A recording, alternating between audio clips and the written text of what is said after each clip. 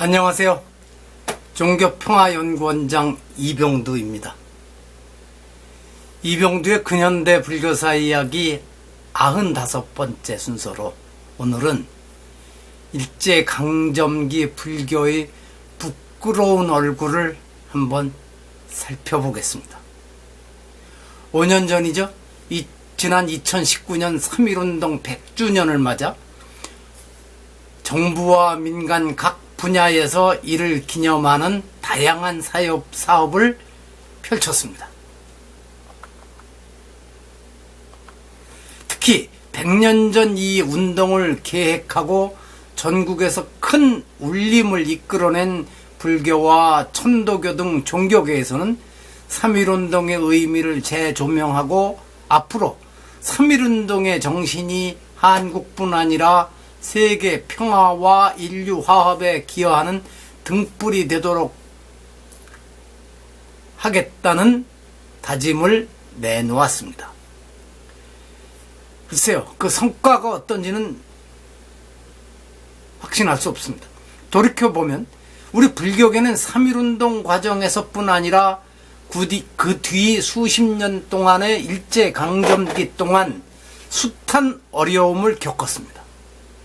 이 과정에서 일제 강압 통치에 저항하다가 곤욕을 치른 분들도 많았고 적절히 순응하며 사찰을 유지한 이들도 있었으며 적극적 친일 부일의 길을 걸으며 자신과 가족의 안위를 누린 사람들도 있었습니다. 물론 거의 모든 교도가 고위 성직자서부터 아래까지입니다.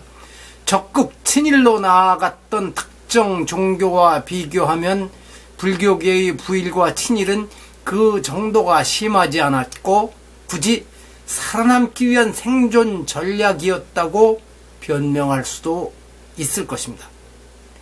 개인이라면 이런 변명을 할 수도 있겠지만 중생을 안락하게 해주어야 할 불교가 앞장서서 일제가 아시아 각국에서 벌이는 전쟁을 옹호한 행위에 대해서는 어떤 핑계를 대더라도 그것을 받아들이기 어려울 것입니다. 일부에서 심지어는 적극적인 그 친일 행위를 어쩔 수 없는 살아남기 위한 어쩔 수 없는 방법이었다고 정도만 해도 좋은데 이것을 위장 친일이라면서 그것을 호도한 거에 대해서는 정말 동의하기 어려울 뿐만 아니라 도저히 인정해 줄 수 없습니다.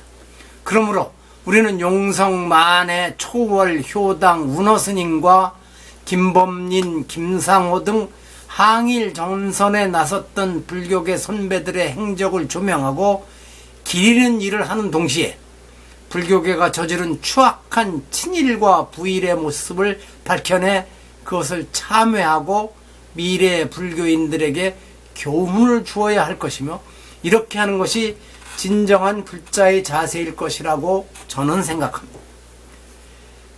불교 근대사를 살펴보면 만주사변, 중일전쟁을 거쳐 태평양 전쟁, 전 세계적으로는 제2차 세계대전이죠.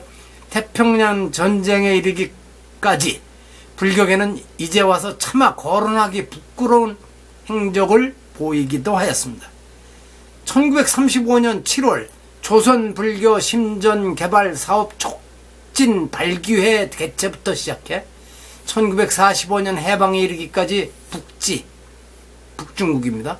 황군 위문단 파견, 국위 선양 무운 장구 기원제, 애국기 헌납, 시국 강연회, 조선불교 호국단 조직, 전사 황군 위령 대법회, 본사주지 창씨개명, 전몰장병 위령법요, 대동아 필승 기원제, 전국사찰 동철 헌납운동, 동철은 구리와 쇠죠.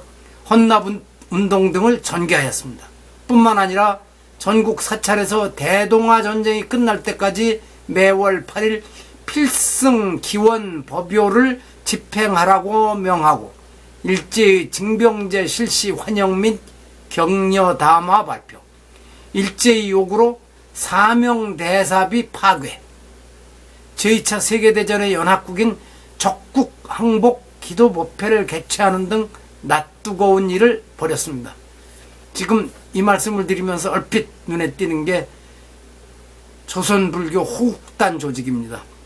며칠 전에 말씀드린 1975년 불교 호국단이라는 이름이, 75년에 발족하는 불교 호국단이라는 이름이 이미 오래전 일제 당시에 쓰여졌던 것이군요. 미승관 벼랑간의 생각이 나서 말씀드렸습니다.